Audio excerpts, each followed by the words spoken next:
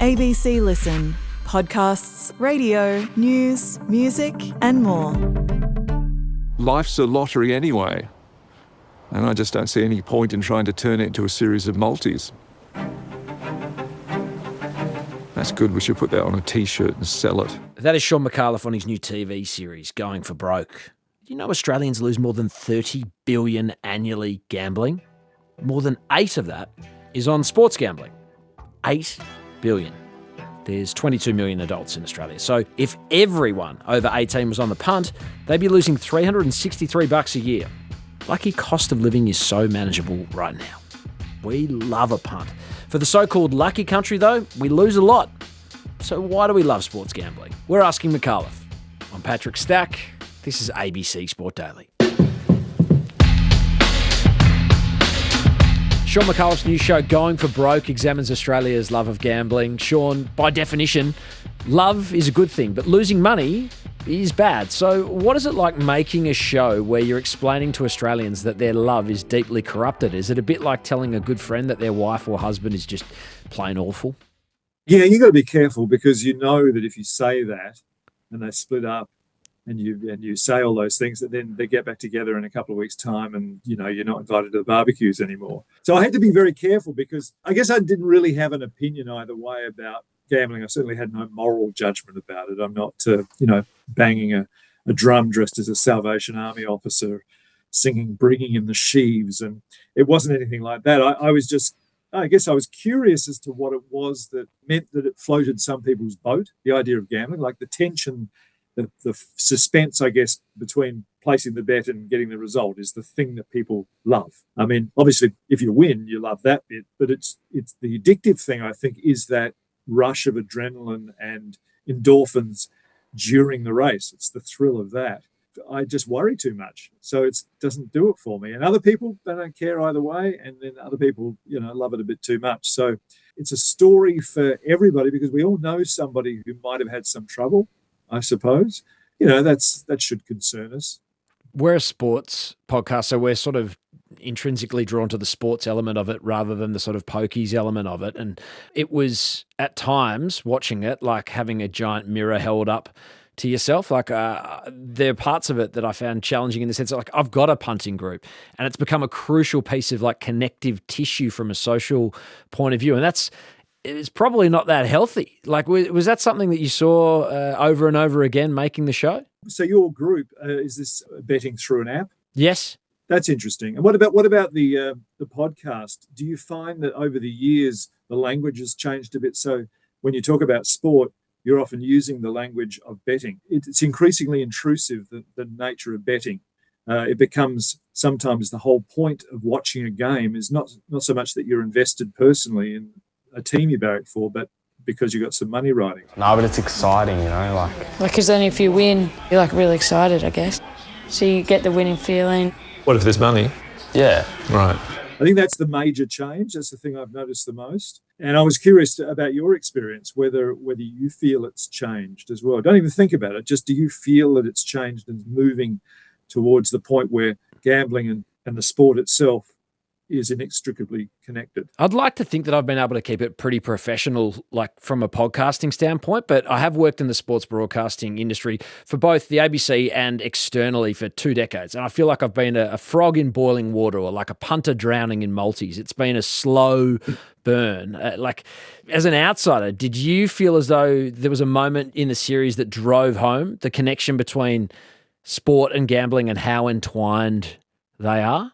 Yeah, there was. I mean, and again, because I've got no skin in the game, because I'm not really a person who watches sport, I was able to come in as a very, very scrubbed, clean skin and experience it for the first time. For example, I watched my first NRL match. I've never seen a game played before all the way through. You see bits of it on the news, but so I'm sitting there with there's some families get together for a barbecue, and I thought, wow, this is really hard to follow, not because of the game, but because you've got to filter out the advertising, which is on field. The tri-posts are covered in, I think it might be a sports bet bolster around there, because if you hit your head on the thing, you actually cushion the blow with a sports bet ad. Oddly enough, the kids watching it with me were talking about it in terms of odds, and they were talking about the time when they're turning 18 and they can bet. Do you know the brands? Sportsbet, Ladbrokes, Neds. And they're inviting you to wager on the outcome of this game? Yeah. or future games that day. Much in the way that some kids see it's a rite of passage to eventually have your first drink. And it was just seen as probably just what you do when you become an adult. I don't want to talk about the good old days because I don't know whether they were so good anyway. But the idea of watching a sporting event when I was young didn't have gambling anywhere near it. I mean, you go to the races, obviously it was connected, but anything else, there was no gambling at all. But now it's become an existential thing, So the broadcasters are saying, well, look, without that revenue, we'll disappear. And the sporting codes too are now in bed with the gambling companies, or wagering companies, as they call themselves, because it doesn't sound so bad. And so you wonder what would be left if they, as the federal government's considering now, if advertising shrank to nothing. And that's a fascinating thread to this. I mean, you talk in the show about the Peter Murphy report, a landmark report into gambling reform in Australia. They interviewed AFL and NRL chief executives. A raft of recommendations. Anthony Albanese announced he'd be taking up a massive 3 of those 31 recommendations as part of the legislation put forward. Between 6 a.m. and 8:30 p.m, we will cap the number of TV ads for betting agencies at a maximum of 3 per hour. We will ban all gambling ads on radio during school pickup and drop-off. We'll end advertising on jerseys and jumpers and in stadiums. And we'll ban online advertising unless the user is verified as being over 18 and has the ability to opt out. Some would say that's progress. Other people, like independent politician David Pocock, might have a different view. You spoke to him. What was his 2 cents? Well, we spoke before any of them had been adopted, and his forecast for what was likely to happen was pretty bleak and kind of came true. I think it was certainly over 1,000 days since the Murphy report was handed down when I spoke to him.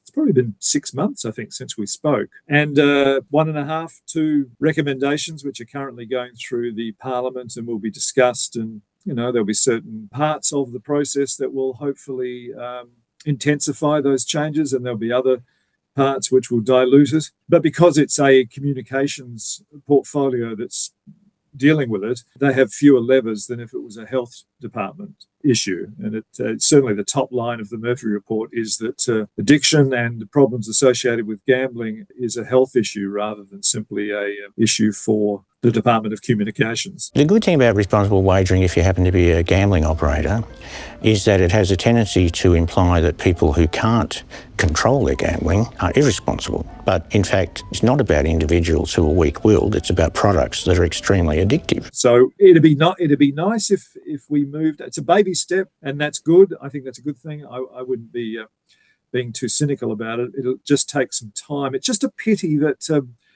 it's puzzling maybe, that an issue with such cross-chamber support hasn't been embraced in terms of all of the 33 recommendations. Yeah, it was intriguing in the show to see experts speaking about the nature of it being a medical problem. A serious gambling habit can basically destroy your life. And I think most of us would want to see the health minister take responsibility for the regulation of gambling. That's the case in New Zealand, for example. You made the point in the show as well that tobacco ads were phased out of sports coverage. Is it as simple as doing that with gambling? It feels to me as though it's more intrinsically tangled into the broadcasters. Like, they seem to be massively reliant on it. There's obviously huge tax revenue for the government that they rely on. I'm not saying that these are things that we should necessarily fight for, but does it strike you as a harder thing to untangle? Look, I suppose it took a long time for tobacco to be treated in the way that it ultimately was. And same with alcohol, I think. They were all very closely aligned to enjoying a game of football. You would have a cigarette in one hand and a beer in the other. The difference, I think, is that if you were to participate in the sport, unless it's golf or darts, I don't think you walk around with a cigarette in one hand and a beer in the other. With sports betting, you can. It seems to be more invested in the actual game. Smoking and drinking are things you do on the side while you're watching.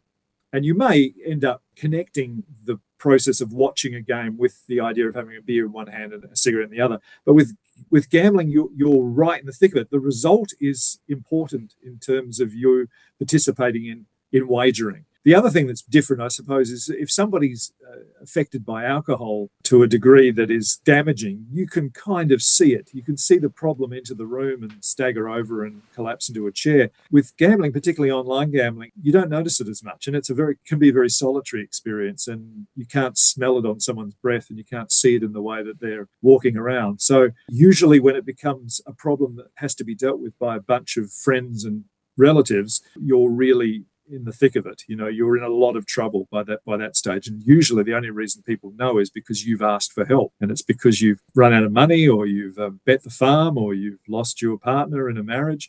So those consequences are more severe and dire than perhaps would have been the case with alcohol and tobacco. You can catch Going for Broke on ABC iView, 3-part series, cracking watch. Shaun Micallef, thanks so much for your time. Appreciate it. It's been a pleasure. Thank you.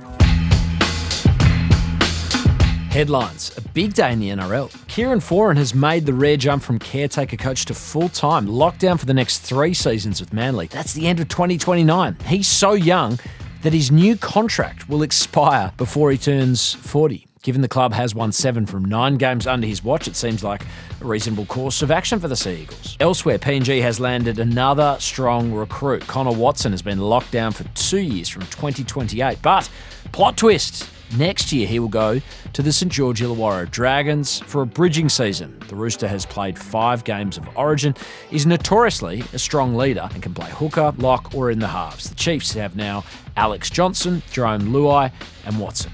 Tennis, where the Serena Williams comeback is on. The legendary women's player has accepted a wildcard into the doubles at Queen's in London. The 23-time Grand Slam singles champ has posted to social media along with a sponsor saying, I guess everybody has heard the news. Who Williams might play with is unclear. Queen's is the traditional lead-in event for Wimbledon, so the question is now obviously, will she play the All England club? Further afield from that, Serena is an LA girl. The 2028 Olympics are in LA. We're getting carried away. Meanwhile, at the French Open, current world number 1 Aryna Sabalenka just beat Naomi Osaka 7-5, 6-3 to reach the quarters.